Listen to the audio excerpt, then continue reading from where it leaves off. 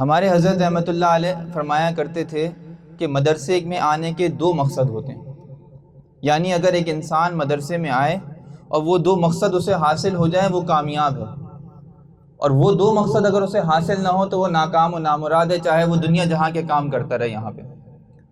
فرمایا مدرسے میں آنے کے دو مقصد جو ہوتے ہیں ان میں سے ایک مقصد ہوتا ہے رسوخ فی العلم، کہ میں یہاں آیا ہوں اپنے علم کے اندر مضبوطی پیدا کرنے کے لیے۔ میں آیا تھا جاہل تھا، لیکن جب میں نے اساتذہ کی صحبت اختیار کی، اساتذہ سے پڑھنا شروع کیا، مجھے علم آنا شروع ہو گیا۔ پہلے مجھے پڑھنا نہیں آتا تھا، اب مجھے پڑھنا آ گیا۔ پہلے مجھے عربی نہیں آتی تھی، اب عربی آ گئی۔ پہلے مجھے انگریزی ریاضی کے سوالات نہیں حل ہوتے تھے، اساتذہ نے مجھے پڑھایا سکھایا۔